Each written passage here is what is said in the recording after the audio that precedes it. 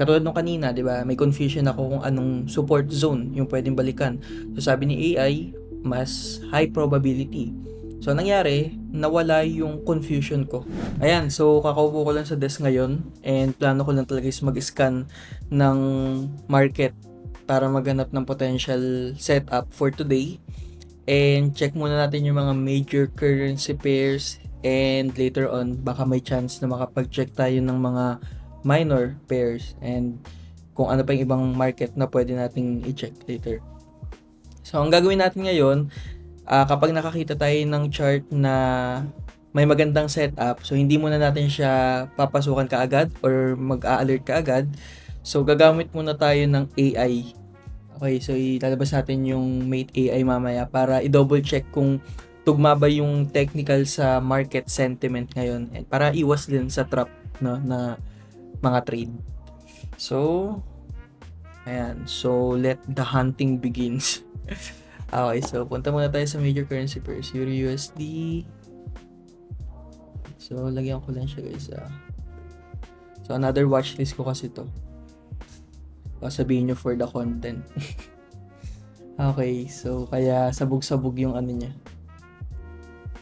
USD CHF, AUD USD. Okay, ayan, USD CAD. Okay, sige. So, USD JPY 4H. Okay, day trader ako guys and swing. So, check lang natin kung technical analysis muna. Pero before tayo mag-currency pair pala, check muna natin si Dixie. So, ano ba nangyayari kay Dixie? Okay. Okay, ranging siya sa 4H time frame. Okay, so may level dito. May level din dito. Okay, so nasa loob siya ng range. So, tingnan na lang muna natin. Pero actually sa fundamental guys, sa COT reports, for the past 6 weeks, downtrend or weak talaga si USD. As well as si, and as well as si Euro and other mga CHF, yan, mga GBP. And then, si AUD, nasa neutral ngayon, tsaka si NZD ang strong. Nag-iisa lang siya na strong. Okay, so basta si DXY, Conso sa 4H. Sa daily naman, Conso siya sa bigger picture. Ayan. Okay, pero may nakita tayong uptrend move dito. From a downtrend move. Okay, so bakit ganyan coach? Ba't hindi mo siya tinitignan as lower low, lower high, lower low? Ba't ganun lang? Isang ganyan lang. Kinitake mo na as upward move. Kasi nasa daily ako guys, and as I mentioned kanina, nagde-day trade ako and at the same time, nagsi-swing trade. Okay, so going back, okay, 4H natin, tingnan natin sa 1 hour kung ano itsura ni Dixie. Okay, higher high, higher low, higher high, higher low. Okay, so 1 hour uptrend siya na nasa loob pa rin ng ng consolidation market. So, punta na tayo sa USD JPY. Okay, si USD JPY, bakit tumaangat kahit konso siya sa DXY? Kasi po si JPY is downtrend. Yung market sentiment ng JPY, okay, kapag chinek nyo si JPX sa trading view, downtrend siya. So, mapakita ko lang din sa inyo. JPXY. Ay, JPYX pala. Sorry. Ayan. So, ayan. Downtrend siya. Clear downtrend. Okay. So, ngayon umaakyat siya. So, pwede dito. Okay. Tinest tong level na to. Ayan. Tinest siya. Pero, market structure lang naman guys, no? So, pag nagawa kayo ng, support and resistance, huwag na kayong umabot na napakalayo pang maghanap dito. Not unless talagang wala, no? For example, ito.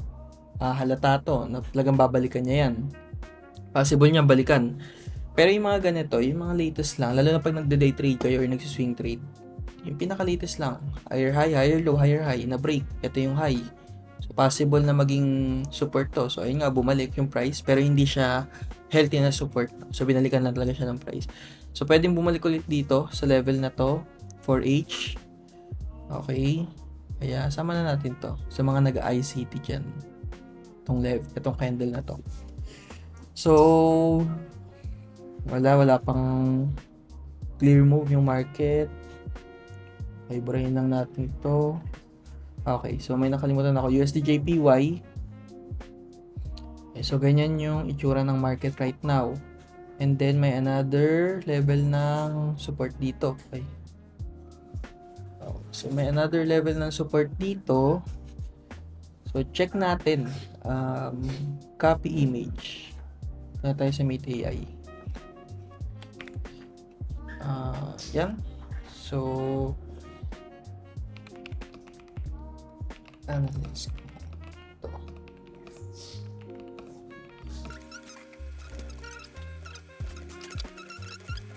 Kasi confused ako if alin sa dalawa yung higher probability na babalikan. Tagalog na Tagalog ko siya. Yes guys, trading assistant ko yan si AI. Kaya paano ako magsalita ganun pinoprom ko sa kanya. Check natin. So, market direction, mukhang bullish ang USD-JPY given na nag-breakout sa recent high. Okay, so tama. Area of value, may dalawang support zone. Upper zone, lower zone. Okay, so tingin ko mas malaki ang chance na bumalik sa price sa upper zone. Okay, so meron na kagad tayong clarity from Mate AI, no? Since dalawa yung zone na nilagay ko.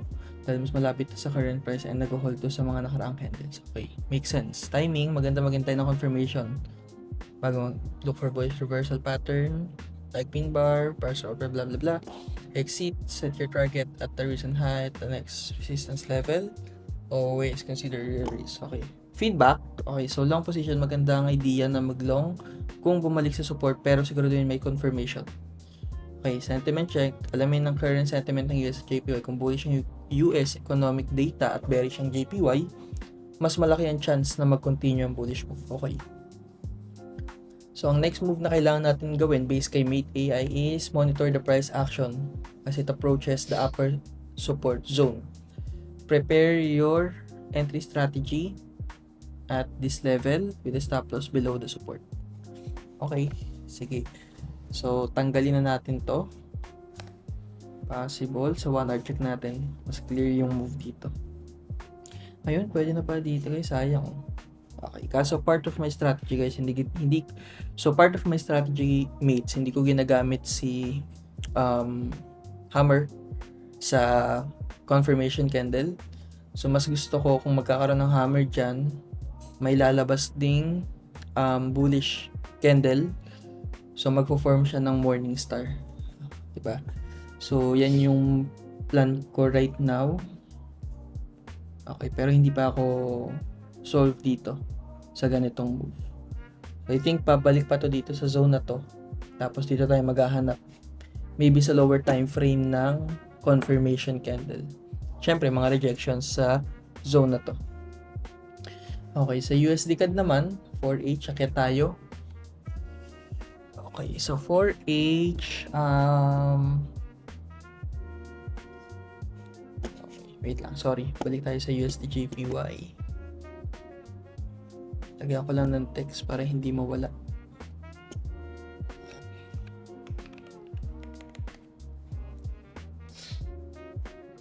Okay. Buy. Entry. Okay. Sa USD CAD. Okay, sa 4H, approaching na siya sa resistance level. Yung next support niya, ito. Okay. Ayan yung next support niya sa 1 hour. So, may nakapag-trade ba dito guys? Engulfing yan, no? Na bullish. Alright, so check natin if magbabounce yan Tapos bumalik sa dito sa support zone or mag-breakout then retest. So check natin yung copy image. Check ulit natin kay AI. About this.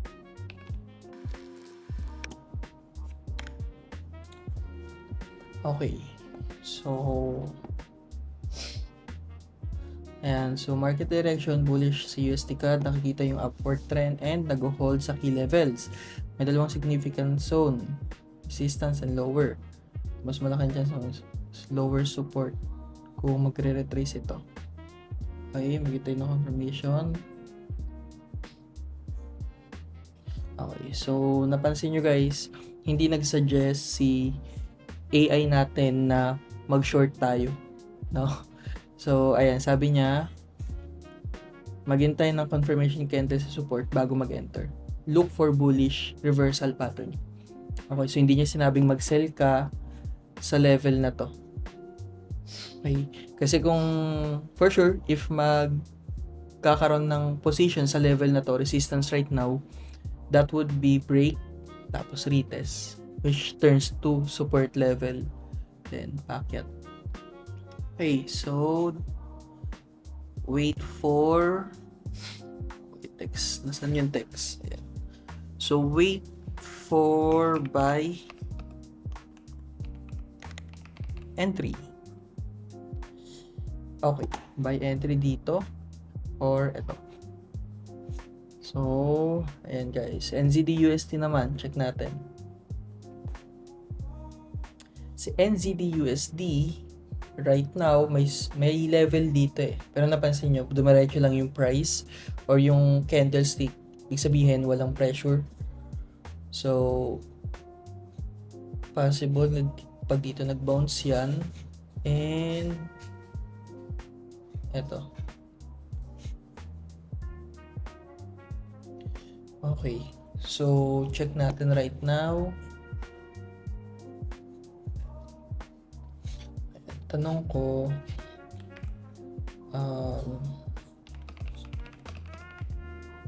sorry.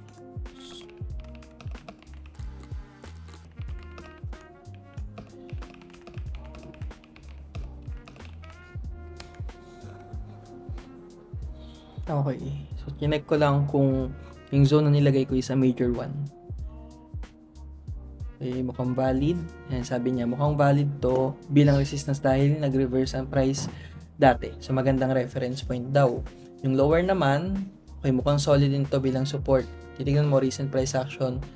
Kung mag-hold to, magandang indication na may buying interest pa. Okay? Sa additional support, kung may nakikita akong support, ayun, nagbigay siya ng suggestion din, 05880. Check natin. 5580. Eto. The reason mate ba't hindi ko siya tinik kasi nakikita ko siya as minor. Diba? So, isang beses lang siyang tinouch dito, support, dito, bumalik na. So, hindi ko siya tinik. So, gamit nga tayo ng EMA. EMA 200. So, EMA 200, check natin if tama yung trend. Okay, so nagta-transition siya. Then, we can see is, pwede na tayong mag-sell dito. Sa level na to yung take profit. Or kaya, pag na-break tong level na to, pretest, then, okay, targeting this next zone. Okay, or kaya, pag bumabayan dito, pag bumalik, ayan, dito yung pwedeng sell opportunity. So, double check natin kay AI. So,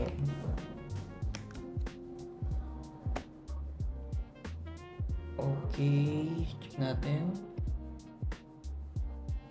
Okay, first short entry zone. Kung 0.5 na ito, kung magre-retest ito, magandang opportunity. Okay. Kung mag-retest dito, okay, 0.5920. 5920. Ito nga yun. and then 05940.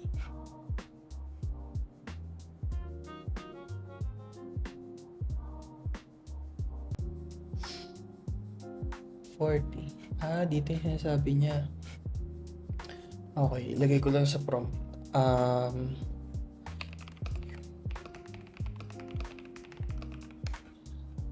Yung red arrow, yung sundan mo.